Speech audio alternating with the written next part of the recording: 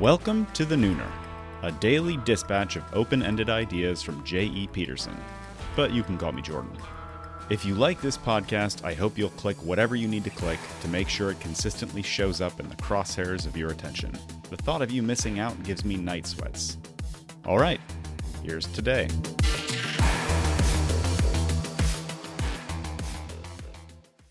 Breath mints are fake. Okay, not really. But sort of. Think about it. Breath is just air that passes out of the lungs, through the esophagus, over the tongue, and out of the mouth. Bad breath happens when the air that is leaving your lungs comes in contact with a buildup of bacteria in your mouth, and specifically on your tongue. I know this because the first spokesperson for the Orabrush tongue cleaner is actually one of my best friends. So anyway, let's say you've got bad breath, and so you eat a breath mint. What are you doing? Well, you're trying to get rid of your bad breath. Of course you are. Nobody wants to have bad breath. It's the worst. The question is, what is the breath mint doing to solve your disgusting halitosis? It's putting a coat of minty-smelling sugar over top the bacteria already thickly settled on your tongue. And what do you think the bacteria eat? They eat sugar. This is like spraying Miracle-Gro on a bunch of weeds.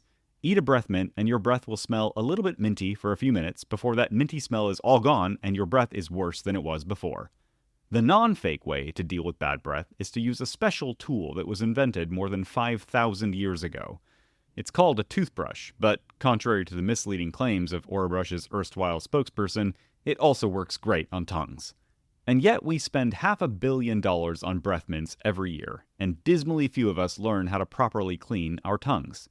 I blame consumerism. Consumerism says that solutions are always additive. Swallow something, wear something, read or watch or listen to something, inject something. To fix your problem, you must buy a consumable solution. For bad breath, please select your favorite brand and flavor of breath mint. It's delicious, and it makes your breath smell delicious, and if it wears off, well, that's why it comes in a pack of 50. Better buy a backup pack just in case. You've got that date tonight. So many, most, all of the solutions consumerism offers are like that. They smear something on top of the problem like a coat of paint.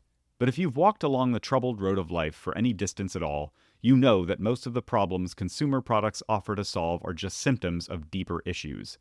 Bad breath is a symptom of an unhealthy gut and poor mouth hygiene. The only thing a coat of minty sugar can do is make it worse.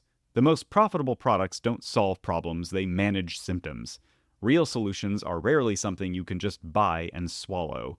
Real solutions are usually tedious and boring, like brushing the gunk off your tongue, or eating less processed food.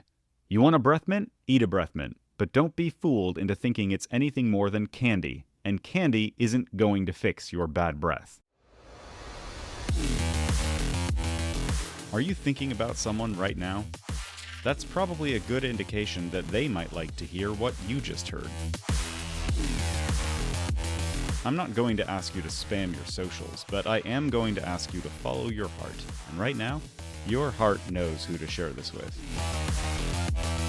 See you at noon tomorrow.